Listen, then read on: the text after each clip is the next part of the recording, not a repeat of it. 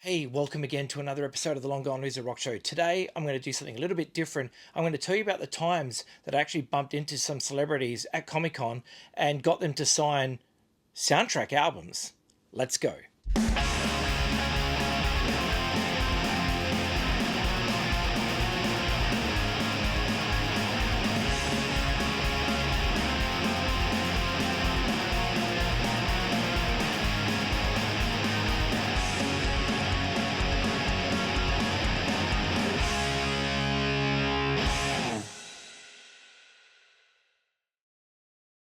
I've got friends who go to San Diego Comic Con every year and they tell me about the people that are there and stuff like that. Blows my mind, right? They get all the cool people. I know that there are schedules and things like that, but I do feel that sometimes we get kind of like left out. You know what I mean? But if you're a fan of like Supernatural or Arrow, then you're in luck because it seems like stars from those shows are always at Australian Comic Cons. But anyway, we have had some heavy hitters come out here. Probably not heavy hitters in the grand scheme of things, but people that to me, I think they're awesome.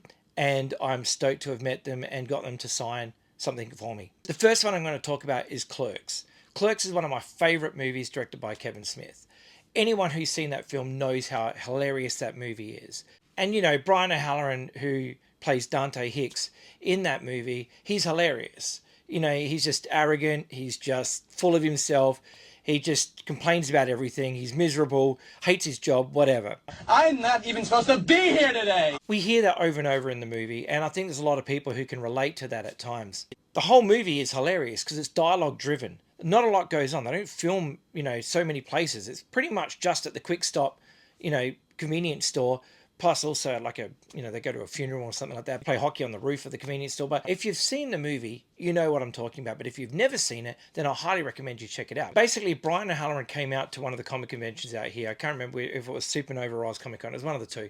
And I was like immediately, I'm going to meet that dude because I love Clerks so much. I also love Mallrats, and even though he's not like a main figure in that, his small part at the end of that is pretty damn hilarious. So I wanted to go and meet him. The soundtrack is a classic soundtrack. I mean, you've got Bash and Pop. How cool is that? They're on the soundtrack. Soul Asylum are on there. Girls Against Boys are on there. Jesus Lizard are even on there. How cool is that? Jesus Lizard on a soundtrack to a movie. So good. I believe Kevin Smith is probably a pretty good taste in music and probably has a pretty decent record collection, if not a CD collection, or he's probably got a really good playlist on Spotify. But anyway, here is the album signed by Brian O'Halloran. Now, this is something I always do when I meet a celebrity from a movie, when I at one of these comic conventions, is when I get them to sign something, I always say, can you please write your favorite line from the movie? When I said that to him, I said, can you please write your favorite line from the movie? And he immediately says to me, Hey, try not to suck any dick on the way through the parking lot. and I cracked up laughing, goes, well, it's better than the other line. And I said, yeah, it is. And so there it is. Clerks signed by Brian O'Halloran with that line famously scrawled now on my record. And I think that is freaking awesome. And it is one of my most prized possessions. I love this thing and I'm so stoked to have it, especially with that quote on it. Brilliant. Now the record itself looks pretty cool. I'll just show you real quickly. It's on smoky colored vinyl. There you go. Clerks on soundtrack, double LP. Worth picking up if you're into the movie and you love the soundtrack. It has dialogue from the movie in between the songs. So cool. Yeah, so that's Clerks. Next person I want to talk about that I met was Sherilyn Fenn, and she came out to one of the comic conventions. I was like, holy crap, Sherilyn Fenn is coming. So I took my Twin Peaks soundtrack and got her to sign it. Now, again, I came up to her and I said, hey, can you please write your favorite line from the movie? And she sat there and she thought about it for a while. She goes, that's a really good question. She goes, because now I really have to think about my time on that show. Because, I mean, you got to remember, she came out here probably like, 25, 30 years after that show had ended. She sat there thinking about it for a while and then she's like, I got it. And so she signed it. Isn't it too dreamy? All my love, Sherilyn Fenn. For those who've never seen Twin Peaks, Sherilyn Fenn plays Audrey Horne. And I mean, she looks adorable and she's a really good actor in this show. All the actors were really good in this show. I think this show definitely was a turning point for David Lynch especially. I think it really just solidified him on the map. I mean, obviously he'd made stuff before like Elephant Man and whatever, but I think that this TV show really just catapulted him into the spotlight because it's such a bizarre show, but everybody watched it. And even now, when you watch it, like if you just get started on Twin Peaks now, you'll be drawn in because it's so weird, it's eerie, it's creepy, but you're so attracted to the characters because they're so unique and so strange. Like you're like, wow, like how did this come out of his head? It is happening again. Who knows? But yeah, so to have the Twin Peaks soundtrack signed by Sherilyn Fenn, that's pretty damn cool. Thank you, Sherilyn Fenn. The next soundtrack I want to talk about is one of my favorite movies ever. I love this film because it goes nowhere.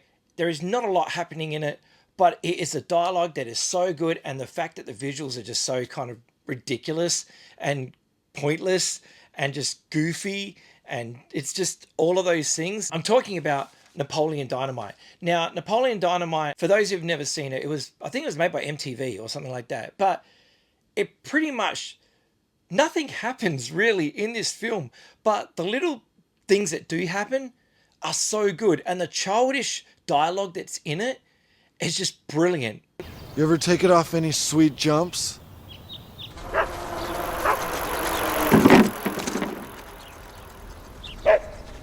You got like 3 feet of air that time.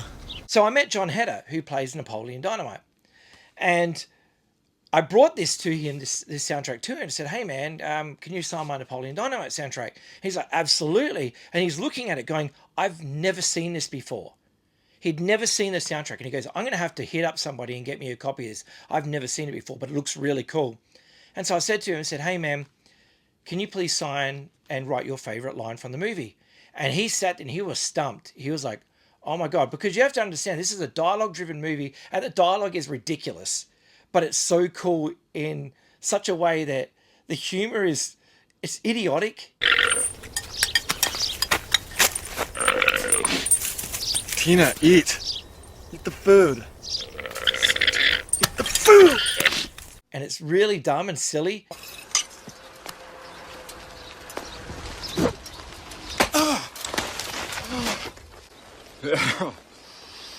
How much you want to make a bet I can throw a football over the mountains? But that's what makes it brilliant. You had to have been a genius to write this, even though it seems so simple, but it's executed so well by all the actors. But then he goes, I've got it. He wrote this line on it. I forgot to put in the crystals. Damien, I forgot to put in the crystals. John Heder. And I said to him, that's your favorite line in the movie? And he goes, well, it is today. It's a really funny moment in the movie. It's about time travel and it's just hilarious. It's so stupid. And that's when the line is uttered. I was really stoked when he wrote that because, I mean, it was a spur of the moment thing. And like, I'm sure if he was asked that today, his line might be something completely different. But yeah, as of that day, that's what it was. I forgot to put in the crystals. So cool. This is on coloured vinyl as well. This is on blue vinyl and looks cool. Like record 1 is all the songs. And then record 2 here is all dialogue from the movie. How cool is that? You get The Promise, you know, all of these songs are great. Forever Young by Alphaville, like it's Canned Heat, you know, I Want Candy. Sometimes you got to make it alone. But surprisingly, the White Stripes song is not on here, which I was really surprised about. But, you know, I've got the album that it's on anyway. But it's not the point. The point is that that song is so symbolic, I was actually surprised to see it not included on the Napoleon Dynamite soundtrack. Now, the last thing I'm going to show you that I got signed, I mean, I've had a few things signed at Comic-Cons over the years. Like, I've got a massive poster of Mallrats signed by Shannon Doherty. May she rest in peace. And I got a photo with her that day as well. And it's sad to think that we are living in a world now without Shannon Doherty because, you know, there'll never be another Mallrats. And I remember her saying when she was at the comic convention, she did a panel where people were asking her questions and she talked about how there was going to be a TV show in production of Mallrats.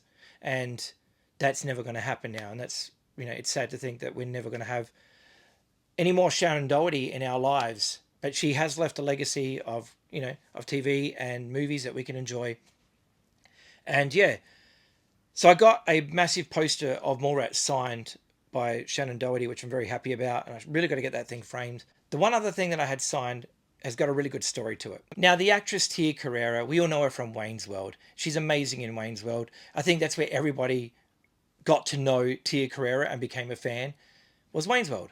Now, she came out here, and I love Tia Carrere in Relic Hunter. I think Relic Hunter is amazing. So many people probably think it's stupid, but I love that show.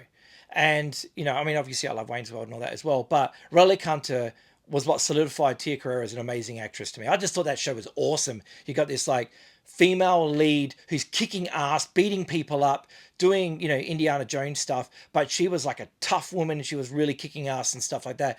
I love that. And I remember when I got to meet her, I said to her, Tia, if this rumored version of Faster Pussycat Kill Kill ever gets remade by Quentin Tarantino, I really hope that he picks you for the, you know, the role of Vala, Churasatana. And she goes, wow. She goes, that would be really cool, and I would love to do that. And so, yeah, I was so blown away because I'd heard about that rumor going around. I'd read it online. I don't know if there was any truth to it, but someone was spreading a rumor, or there was a rumor that he was looking at doing a Tarantino version of Faster Pussycat Kill Kill, which I'm assuming it was going to be more violent and all that sort of stuff, because that's just what he does. He's good at that. I think that if anyone was going to do a Russ Meyer remake, it probably should be Quentin Tarantino doing that film, because I think that he would get it, because his Grindhouse movies and productions, that stuff that he did with Robert Rodriguez, they seem to kind of get it. They grasp Grindhouse cinema and what it means and what it's about. So I get the feeling if he was to do Faster Pussycat, I think it would be pretty damn cool. Then again, it might suck. Who knows? Because the film is amazing as it is, and maybe, you know, Russ Meyer's movies never need to be remade because they're so good as they are. Now, I was lining up to meet her, and the people come up to us and they ask, you know, can I ask what you're getting signed? And, you know, you tell them and whatever. And people are like, oh, I'm getting, you know, my Wayne's World movie signed or whatever. And I said, I'm getting her Playboy magazine signed. And the woman says to me, I don't think she would approve of that. And I said, well, how about she make that decision when we get there? And so we got to the table, and I pulled out the Playboy magazine with Tia Carrere on it, and she signed it. I'm not going to show you the pictures because you can look them up online if you want to. This is a YouTube channel, and, you know, don't sit there and write comments, oh, you should have showed us the pictures. You know I can't. If you want to see this video, I can't show you the pictures because she's naked. But yeah, it's so cool. But there it is, the signature on there. She wrote Damien, kiss, hug, Tia Carrere.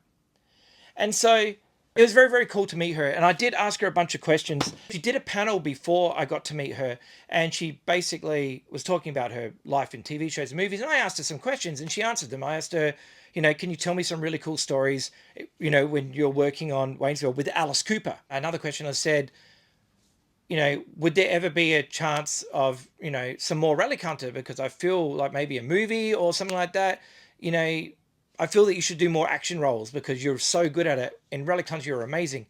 And she talked about where they filmed it. Like she said, they filmed it in like 3 different locations. And Hawaii was one of them, I think.